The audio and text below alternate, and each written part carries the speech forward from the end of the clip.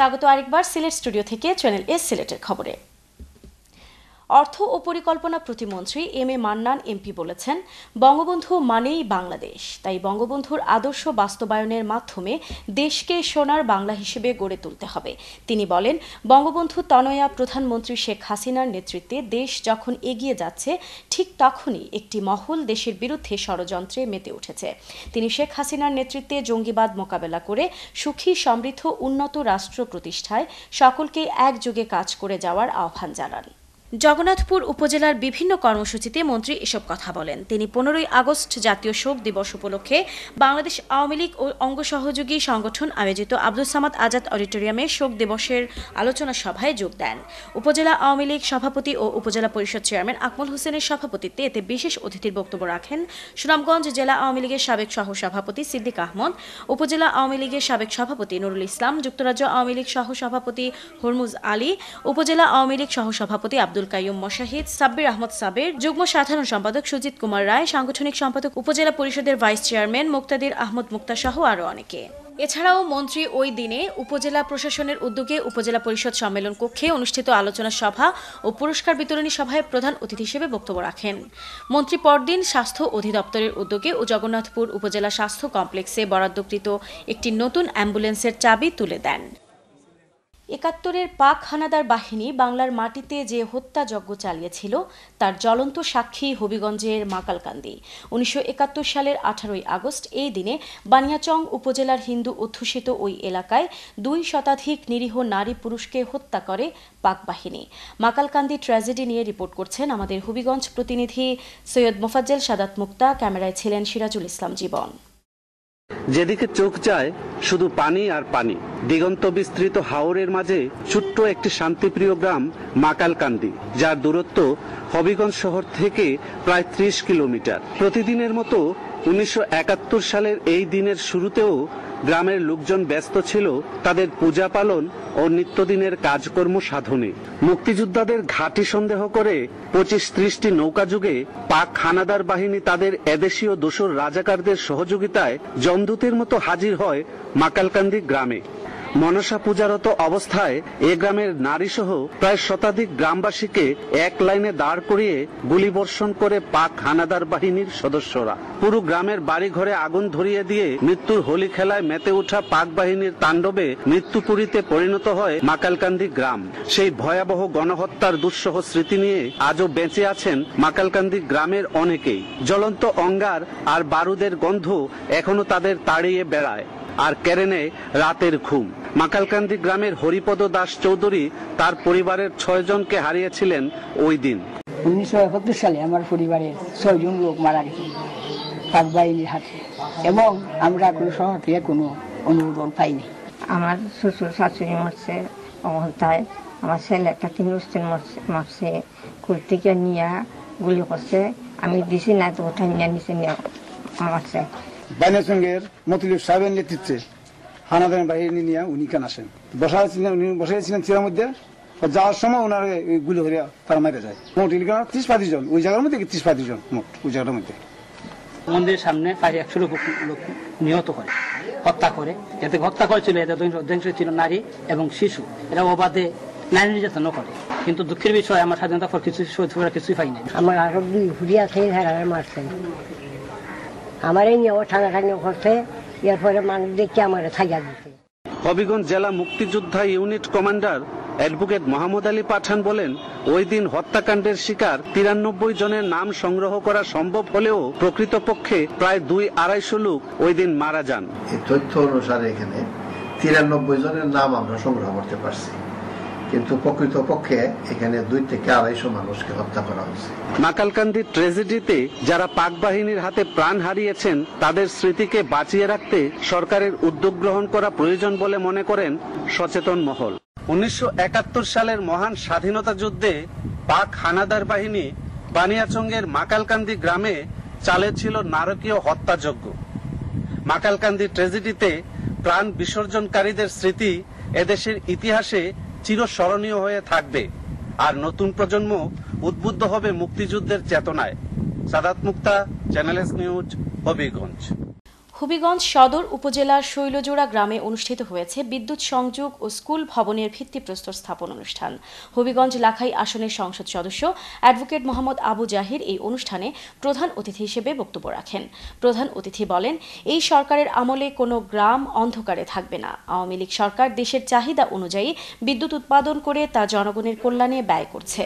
আগামী দিনে দেশের শিল্প কারখানা ও আবাসিক গ্রাহকদের চাহিদা অনুযায়ী প্রয়োজনীয় বিদ্যুৎ সংযোগ প্রদান করা হবে। শৈলজোড়া সরকারি প্রাথমিক বিদ্যালয় প্রাঙ্গণে অনুষ্ঠিত ওই অনুষ্ঠানের মধ্য দিয়ে শৈলজোড়া ও পার্শ্ববর্তী গ্রামের 500 পরিবারের মধ্যে আনুষ্ঠানিকভাবে বিদ্যুৎ সংযোগ দেয়া হয়। অনুষ্ঠানে আরও বক্তব্য রাখেন হবিগঞ্জ পল্লী বিদ্যুৎ সমিতির জেনারেল ম্যানেজার মোহাম্মদ সুলাইমান মিয়া, জেলা আওয়ামী লীগের দপ্তর সম্পাদক মোহাম্মদ আলমগীর খান, সদর উপজেলা আওয়ামী লীগ সাধারণ সম্পাদক আব্দুর রশিদ তালুকদার ইকবাল সহ অন্যান্যরা। হবিগঞ্জ পল্লী বিদ্যুৎ সমিতি 48 লাখ টাকা ব্যয়ে প্রায় 6 কিলোমিটার বিদ্যুৎ লাইন নির্মাণ করে। এই সংযোগের ফলে 500 পরিবার বিদ্যুৎ সুবিধা লাভ করবে। অনুষ্ঠানের পর একটি কিন্ডারগার্টেনের নতুন ভবনের ভিত্তিপ্রস্তর স্থাপন করেন সংসদ সদস্য। গোলাপগঞ্জে লক্ষণাবন্দ ইউনিয়ন দক্ষিণবাগ পুরানপাড়ায় যুক্তরাজ্য প্রবাসী কমিউনিটি নেতা অলিউর রহমানের উদ্যোগে এতিমখানা ভবনের ভিত্তিপ্রস্তর স্থাপন করা হয়েছে। ভিত্তিপ্রস্তর স্থাপন অনুষ্ঠানে প্রধান অতিথি হিসেবে উপস্থিত ছিলেন গোলাপগঞ্জ উপজেলা নির্বাহী কর্মকর্তা মোহাম্মদ আশরাফুল আলম খান। অনুষ্ঠানে বক্তারা বলেন, কমিউনিটি নেতা অলিউর রহমানের মতো এরকম মহতি কাজে সবাই এগিয়ে আসলে আমাদের দেশের চেহারা পাল্টাতে সময় লাগবে না। সমাজের সবচেয়ে অসহায় মানুষ হচ্ছেন এতিমরা, আর এই এতিম মানুষের পাশে দাঁড়িয়েছেন অলিউর রহমান।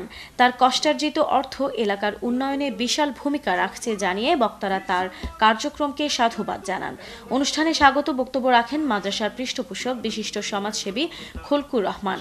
যুক্তরাজ্য প্রবাসী বিশিষ্ট কমিউনিটি নেতা HTM হাফিজিয়া মাদ্রাসা এতিমখানার প্রতিষ্ঠাতা অলিউর রহমানের সভাপতিত্বে বক্তব্য রাখেন গোলাপগঞ্জ প্রেস ক্লাব সভাপতি আব্দুল আহাদ, ঢাকা দক্ষিণ ডিগ্রি কলেজের সাবেক AGS মনসুর আহমদ, প্রবীণ শিক্ষক মাওলানা আব্দুল কুদ্দুস, বিশিষ্ট সমাজসেবী ডাক্তার ইব্রাহিম, ইউপি সদস্য শাহিন আহমদ, ইমাম উদ্দিন কনাই, আবুল হোসেন, সমাজসেবী নাসির উদ্দিন, তারিক আহমদ, SA মালিক, দেলওয়ার হোসেন, জিল্লুর রহমান, রাজু আহমদ, জাকির আহমদ সহ এলাকার বিশিষ্ট গণ্যমান্য ব্যক্তিবর্গ।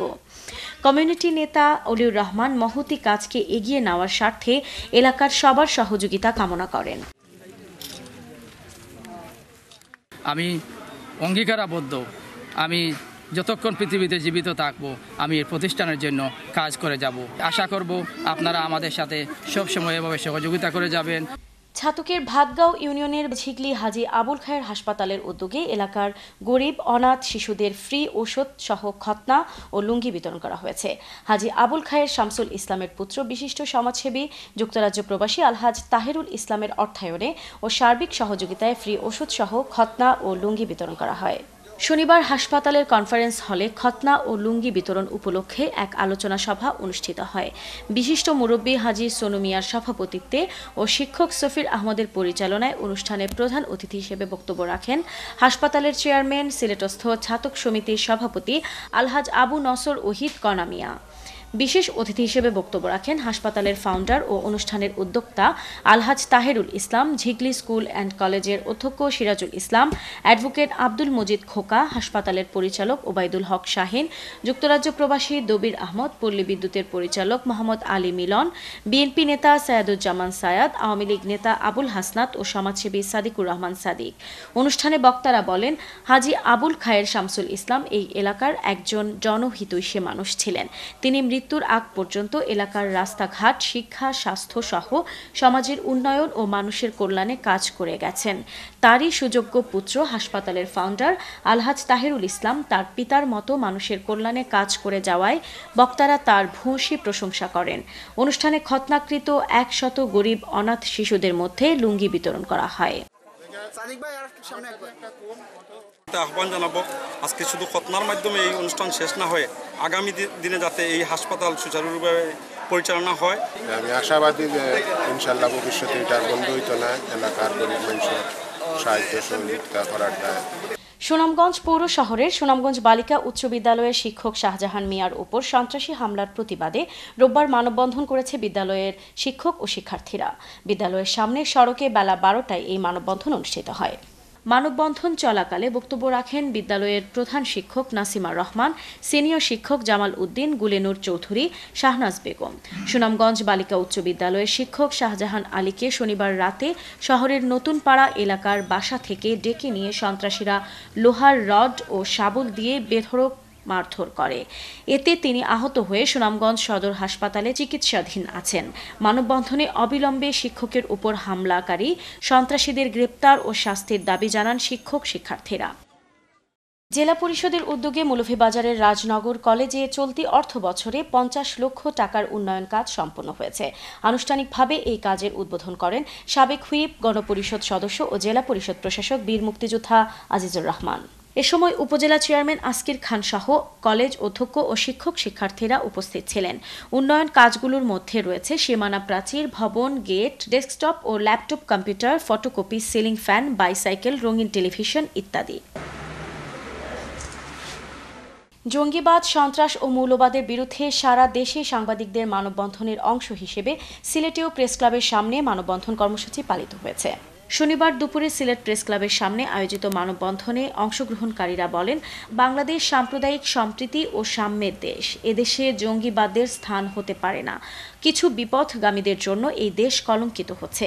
বক্তারা সর্বস্তরের জঙ্গি ও উগ্রবাদ সম্পর্কে সচেতনতা বাড়ানোর আহ্বান জানান। আজ এই পর্যন্তই। সিলেট বিভাগের প্রত্যন্ত অঞ্চলের খবর জানতে চোখ রাখুন চ্যানেল এস এর পর্দায়। সবাইকে আবারও ধন্যবাদ এতক্ষণ সঙ্গে থাকার জন্য। আল্লাহ হাফেজ।